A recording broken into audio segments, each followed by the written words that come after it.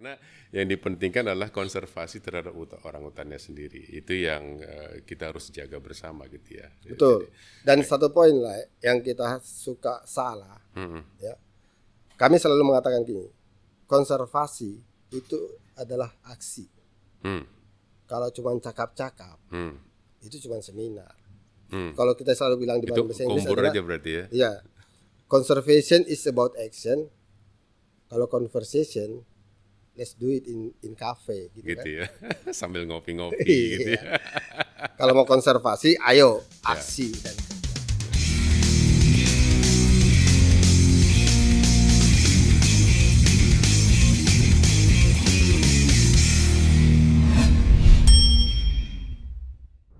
Saya Togar Sitanggang, jumpa lagi dalam episode Tagar Togar Podcast. Sebelum saya memperkenalkan tamu kita pada kali ini, jangan lupa untuk subscribe, like, dan juga share. Dislike juga boleh jika memang ada hal-hal yang menurut Anda semua kurang berkenan. Tetapi ya tentunya informasi yang saya sampaikan, diskusi ataupun percakapan, perbincangan kita pada episode ini semoga bisa berkenan kepada seluruh yang mendengarkan ataupun menonton podcast ini. Tamu kita pada episode ini Pak Jamartin Sihite dari Borneo Orangutan Survival Program.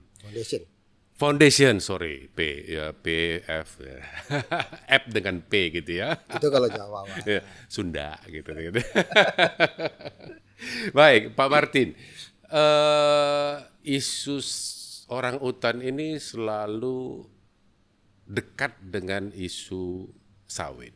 Ya, ini sebenarnya bagaimana dinamikanya? Apakah memang erat berhubungan atau gimana menurut pengalaman Pak Martin? Atau aku panggil Lay aja ya, supaya lebih enak gitu ya.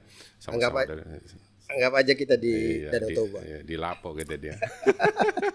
Jadi gini lah, kenapa isu orangutan dan sawit itu seringkali menjadi titik bersinggungan. Yang pertama, orangutan itu hidupnya 700 meter di atas permukaan laut. Jadi range-nya dari 0 sampai 700. Itu daerah yang juga cocok buat pengembangan sawit. Ya. Yang kedua, itu adalah daerah-daerah yang juga menjadi daerah pembangunan dan tempat manusia beraktivitas. Kenapa isu ini menjadi menarik? Karena orangutan itu 70% lebih hidupnya di luar kawasan konservasi. Artinya ada 70% orangutan akan beredar di daerah-daerah berhutan, bukan kawasan hutan. Berhutan kita berhutan ya. Ya, daerah berhutan yang bisa juga akan dikonversi menjadi sawit. Ketika itu terjadi, maka bisnis sawit membuat orangutan jadi keluar dari rumahnya. Ketika itu terjadi, maka persoalan ini menjadi bersinggungan. Nah, tadi kawasan konservasi, ya, apakah tidak semestinya gitu ya dipetakan dulu orangutannya, baru dibuat konservasinya? Kalau itu yang dilakukan, maka nggak akan ada perkembangan sawit yang cukup besar. Yang harus kita lakukan adalah bagaimana unit-unit bisnis sawit itu juga bisa berperan menjaga pada arealnya, itu bisa juga ada hidup orangutan. Jadi yang dicari bukan kau keluar, aku masuk, tapi bagaimana kita hidup berdampingan. Ya. Kan ada juga kan sekian persen kawasan areal sawit harus menjadi kawasan lindung. Ya, high conservation value. Ya, dalam. Tetapi kan yang selalu diberitakan itu ataupun yang selalu kita dengar itu kan seolah ya terakhir ini kalau nggak salah Kalimantan Timur ya ada orangutan ditemukan ya di lahan sawit. Yang disalahkan kan ya sawitnya gitu. Itu sebenarnya gimana ininya ceritanya? Jadi kan simpelnya walaupun 97% DNA manusia dan orangutan itu sama, tapi perkembangan brainnya kan nggak sama. Ya. Nah, ketika kita buka areal hutan, maka orangutan itu dan satwa lain akan bergeser kan. Ya.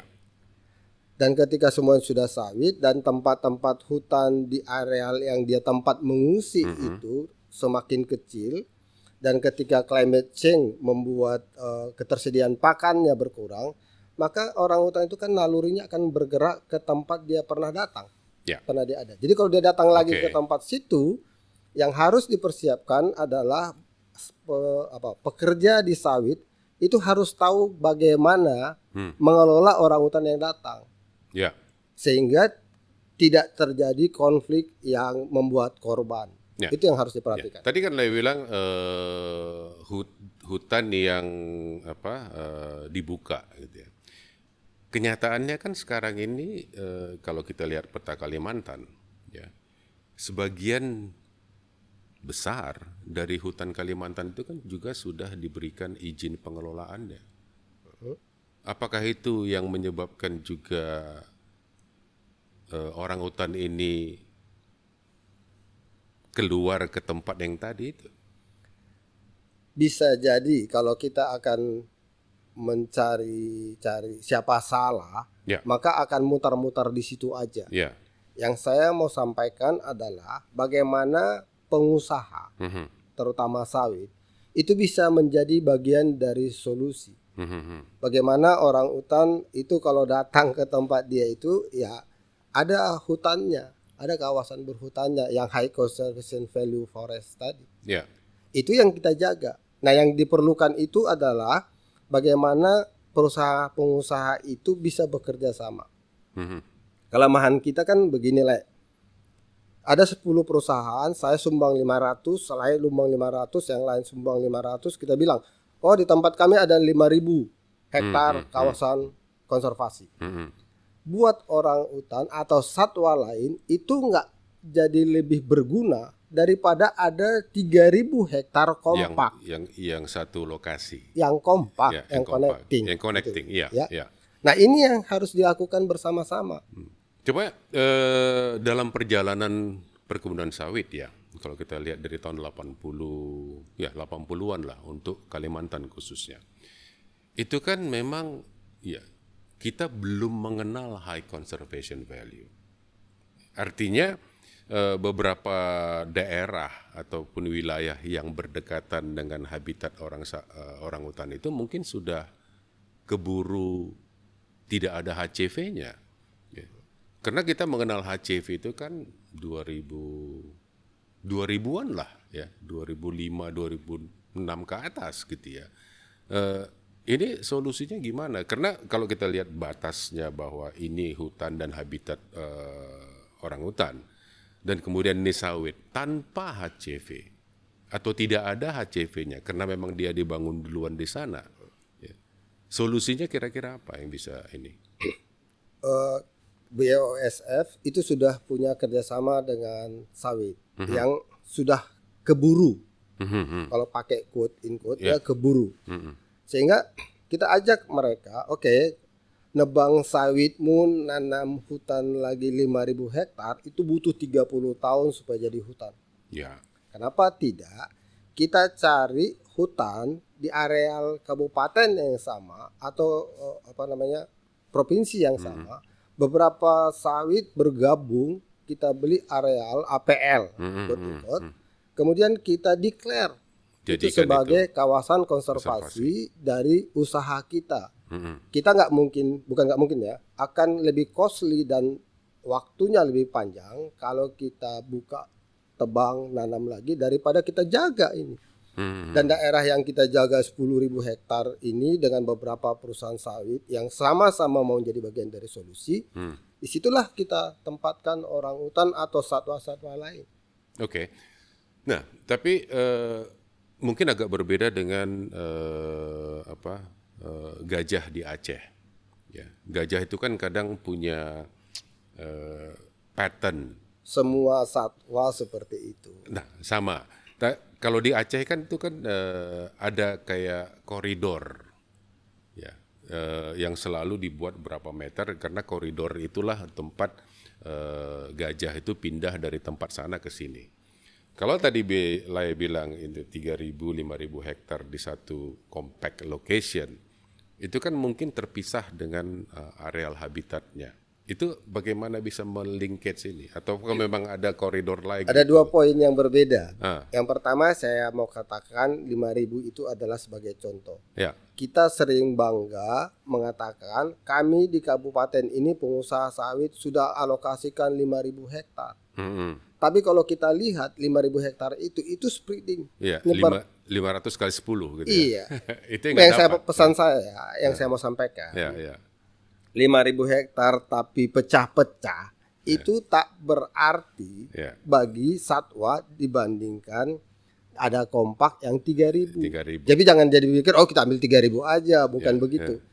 Itu yang poin pertama. Yang kedua, mari sama-sama bikin satu tempat kita jaga. Kalau perlu kita bikin koridor antara satu pulau, quote in quote, pulau hutan ke pulau hutan lain.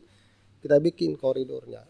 Paling aman adalah ambil daerah-daerah APL yang berhubungan dari sungai. Kan aturan negara kan 30 meter, 20 meter kiri kanan sungai nggak boleh. Ya, nggak boleh dibuat. Nah, dengan itu harapannya artinya koridor dengan koridor itu bisa orangutan moving berpindah dari satu konservasi ke konservasi lain. Tapi atau sawit bergabung semua bikin HPH restorasi yang kita bisa dapat 50.000 hektar. Ya, di satu tempat. Ya kan? Jadi 10 sawit bergabung, kita jaga 50.000 hektar dengan HPH restorasi yang yang diizinkan oleh pemerintah, tapi kita tidak nebang kayunya. Kita jadikan itu kawasan konservasi dukungan dari sawit. Ya pajak karena kita nggak tebang hutan ya kita bayar. Tapi kita menjadi bagian dari solusi. Nah, tapi selama ini itu belum ya. Selama ini peran serta dari perusahaan sawit. Jadi kalau dibilang belum ada, kita sudah punya kerjasama sama satu perusahaan.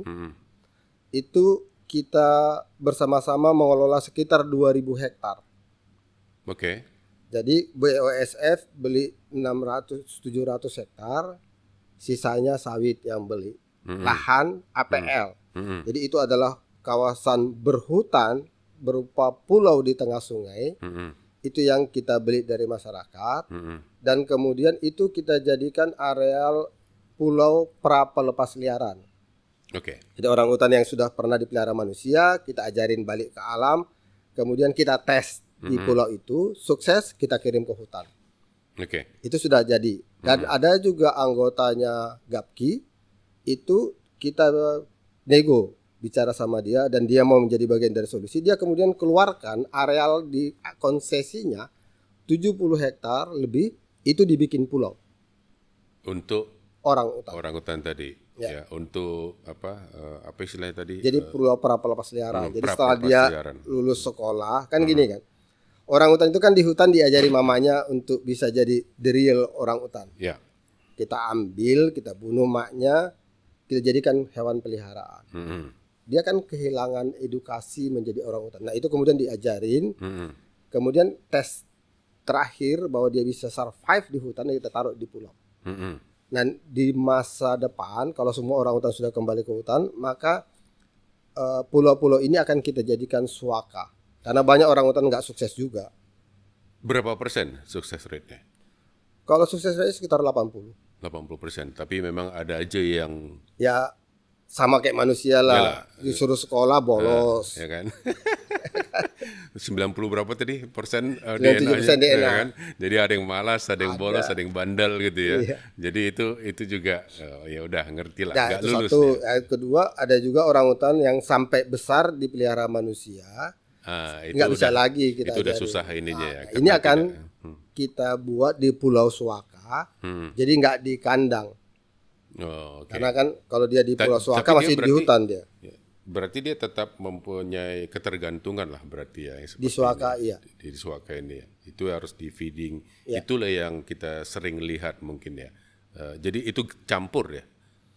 Kan kalau kita lihat dokumentari dari orang tua kan diberi makanan dan lain-lain. Enggak, kalau lihat dokumenter itu tolong dilihat juga. Kalau itu dokumenter bagian dari edukasinya dia supaya menjadi the real orang hutan, ya akan dikasih pelan-pelan kan. Nanti setelah masuk di pulau kita akan turunkan itu jumlah makanan. Jadi kalau misalnya di sekolah dia dapat 5 kg buah per hari, maka di pulau akan kita turunkan menjadi 3. 2 aja Dua dia cari sendiri. Ketika musim buah, biasanya buah yang kita kasih itu juga nggak diambil sama dia.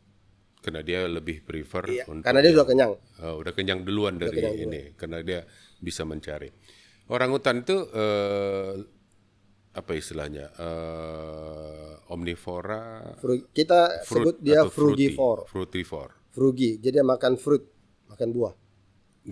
Tidak seperti apes yang lainnya juga makan. Simpanse masih makan daging. Ya, dan kalau dia enggak.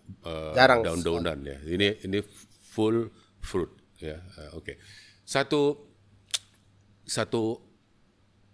orang hutan itu butuh berapa banyak sih sebenarnya? Berapa luas dia untuk kalau di alam itu bisa sampai 100 hektar home range-nya yang betina. Kalau laki-laki kan ya, saya karena 97% DNA. Bukan, yang jantan itu karena dia beredar pindah-pindah, yang kita pakai ukuran yang betina. Jadi kita pakai 100 hektar. Disitulah dia akan mutar-mutar bersama anaknya. Nanti anak ketiga, anak keempat dia meninggal, maka yang satu akan ada di situ dan betina, jantan akan pergi kemana-mana. Kalau orang hutan misalnya punya anak gitu ya, sampai berapa lama ya ketergantungannya terhadap induknya? 7 tahun. 7 tahun. Jadi kalau manusia kan 3-4 tahun anaknya lapar udah bisa minta. Ya. Nah itu akan selalu bersama ibunya step by step dilatih sampai 7 tahun. Baru dia punya anak lagi. Sehingga kita selalu bilang ada banyak sebenarnya yang bisa dipelajari dari orang hutan. Gak mungkin dong betina orang hutan itu begendong anaknya gak ketemu sama jantan. Tapi kenapa dia gak bisa hamil? Ini kan berarti bisa jadi ada makanan yang dia makan itu menjadi obat KB. Bisa jadi. Ya kan? Itu yang banyak yang masih kita harus pelajari. Hormon mungkin. Ya segala sesuatu. Karena kalau aku sering ngelihat dokumentari di TV itu, kalau singa gitu ya merebut kelompok ya, maka anak-anak singa itu harus dimatikan sama dia oleh jantannya supaya dia bisa kawin. Supaya tidak punya saingan. Tidak punya saingan, dan juga katanya secara penelitian itu menimbulkan hormon yang berbeda kalau dia tidak menyusui lagi. Apakah itu mirip mungkin ya? Di hutan jarang sekali kita temukan orang hutan yang punya anak 2 tahun sudah hamil lagi. Jarang sekali. Jadi ada rata-rata itu 7 tahun, 6 tahun baru dia akan punya lagi. Dan orang hutan itu kalaupun berkelompok hanya dengan betinanya berarti ya? Jadi, dengan anak-anaknya berarti? Orang hutan itu semi soliter. Ya, beda dengan gorila. Kalau gorila kan ada jantan yang ngawal kelompoknya. Kalau orang hutan itu yang betina bersama anaknya akan bersama-sama 7 tahun, nanti 6-7 tahun itu si anak akan mulai pindah-pindah jauh. Nanti kalau dia hamil lagi kan anaknya lagi, anak satu akan mencari daerah sendiri. Makanya nggak heran seringkali yang ngurusin orang hutan itu adalah perempuan. Karena itu membutuhkan karena yang laki-laki suka pergi-pergi. Ya, gen ibu itu gila gitu ya. Dan juga mungkin di bos sendiri pegawainya mungkin yang dalam memberikan pelajaran ini juga perempuan juga mungkin lebih banyak. Kami di awal-awal itu menggunakan banyak laki-laki yang ngurusin bayi orang hutan. Kenapa? Karena kami pikir kalau laki-laki keluar dari rumah nggak pulang ke rumah malam aman, karena ada istrinya yang ngurus anaknya. Tapi pada periode itu jumlah orang hutan, anak bayi orang hutan yang sakit, nggak terlalu sehat itu cukup tinggi, sehingga kita kemudian berpikir oke, coba dulu dah ibu-ibu. Ternyata ada satu hal, sehebat apapun laki-laki nggak akan bisa menggantikan mother touch. Gen kita itulah ya. Itu touch ibu itu orang hutan aja bisa tahu kok. Gitu ya. Jadi kalau laki-laki, nggak tahu deh nih gitu ya. Mungkin niatnya baik ya, tapi gestur tubuh itu nggak bisa bohong. Gitu ya. Makanya sekarang kalau untuk ngerawat yang bayi itu lebih mungkin jadi lebih banyak ya yang para wanita perempuan. Jadi kami punya program itu namanya satu itu yang paling kecil itu adalah playground. Itu hampir semua 99% itu perempuan. Oke. Karena dari mulai bayi yang ditinggalkan ibunya, yang kami rescue dari kampung, itu perempuan yang ngurus. Nanti kalau sudah masuk ke sekolah hutan level 2 yang mulai bandal-bandal ini, karena mereka kan ya sama lah kayak anak-anak SMP kan, SMP SMA. Mulai ini biasanya ada laki-laki yang balik, awal. Ya. Baru supaya ada father figure nih gitu. Ya. Bisa jadi seperti itu. Baru dia ngerti, oh ada yang marahin aku gitu ya. Karena kalau cuma ibunya aja ya sayang-sayang kali gitu ya. Bagian dari seperti itu. Nah, berapa banyak ya pada saat ini yang yang berada dalam penanganan BOSEF lah? Berapa orang? BOSEF itu punya 2 pusat rehabilitasi, satu di Kalimantan Tengah, satunya lagi di Kalimantan Timur. Oh, okay. Ya, di 2 pusat rehab itu sekarang masih ada sekitar kurang lebih 400 orang hutan yang kita kawal, kita jaga dan masih dalam proses akan dikembalikan ke hutan. Tapi ada sekitar 90-an itu yang nggak mungkin kita lepaskan ke hutan alam. Karena yang tadi. Ya ada yang handicap buta, ada handicap tangannya nggak ada yang kemudian nggak punya kemampuan. Ada yang di sekolah hutan dia sukses, menurut kriteria yang kita bikin bagus, kita lepas ke hutan itu harus kita tarik balik. Itu kita ajarin lagi, dimonitor. Ada pakai tracking. Kita pakai device. Radio tracking. Ya. Jadi radio tracking kan kita lepaskan satu tempat, kita kemudian pantau kalau dia lebih banyak di bawah, kemudian lebih banyak diam. Ini kan daya survivalnya makin rendah nih. Nanti ada beberapa kriteria. Karena kalau dia selalu di bawah, dia akan bisa dihajar sama babi hutan, beruang macam-macam. Ini yang kita coba pantau terus. Kalau dia tidak sukses, maka kita ambil, kita balikin ke sekolah hutan atau ke pulau pelepas liar.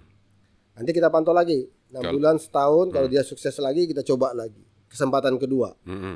Sampai 2-3 kali kesempatan. Kalau udah nggak sukses juga, ya maka ini masuk ke unreleasable. Kan katanya kan lagu kan begitu kan. Sampai 3 kali masih dimaafkan lah. Udah situ aja lah kau gitu ya.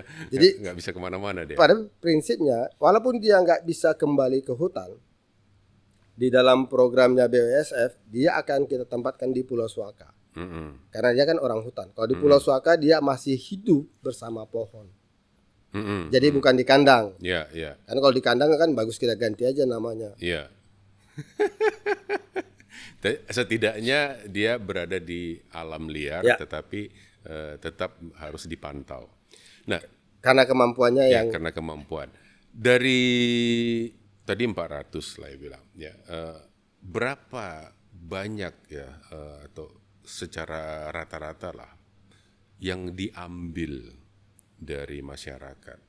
Apakah atau masih banyakkah yang bayi-bayi orang hutan ini yang berada di tangan masyarakat yang kita belum ketahui? Kalau dibilang trennya itu turun.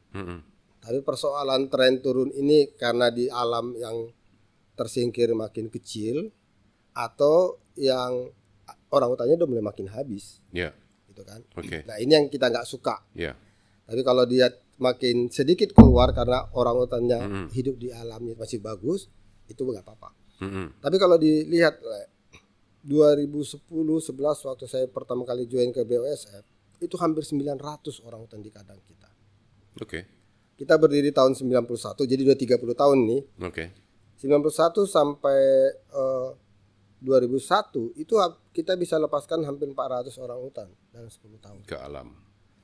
Periode kedua, dekade kedua itu 0. Nggak nggak ada orangutan yang kita bisa lepaskan ke alam. Kenapa? Karena hutan yang mau kita pakai buat tempat lepas liar itu nggak ada. Karena nggak gampang dapat. Kan? Kita cari 700 meter di bawah permukaan laut dengan tingkat tekanan sosialnya rendah, handicapnya macam-macam itu juga nggak banyak. Ternyata itu kan sudah punya izin semua. Sehingga 2009 BASF kemudian berubah strategi. Oke, kita belilah lisensi HPH restorasi. Kita kemudian keluar sekitar $1,5 juta, dapatlah 80.000 hektar. Kemudian kita gunakan buat tempat melepas liarkan orangutan. Jadi kita beli lisensi HPH. Karena itu sebagai NGO BASF kan nggak boleh mengelola kawasan, maka kita harus bikin PT. Itu yang tadi saya bilang di awal, sebenarnya sawit-sawit atau pengusaha bisa menjadi bagian dari solusi dengan cara seperti dengan cara itu. Ya. Nah, 400 ini hanya BASF, ya. Yang sejenis dari BASF di Kalimantan Barat ada 1, 2 sama di Sintang. Kemudian di Kalimantan Tengah kita ada 2, BASF sama OFI. Di Kalimantan Timur ada 3 yang sekarang bekerja seperti itu. Tapi yang terbesar itu BASF. Jadi kalau saya selalu mengatakan, kalau kita coba lihat ya, jumlah orangutan yang ada di kandang yang kita urus, kita jaga, dibandingkan dengan semua great apes di dunia, yang megang gorila, megang simpanse di kandang mereka semua kita coba lihat satu-satu, maka BASF menjadi organisasi terbesar di dunia yang ngurusin great apes. Jadi bisa dikomparasi dengan simpanse dan macam-macam. Tapi saya selalu mengatakan, saya nggak bangga BASF itu ngurusin orangutan yang terbesar di dunia, tapi di kandang. Karena apa? Itu harusnya diurus di hutan.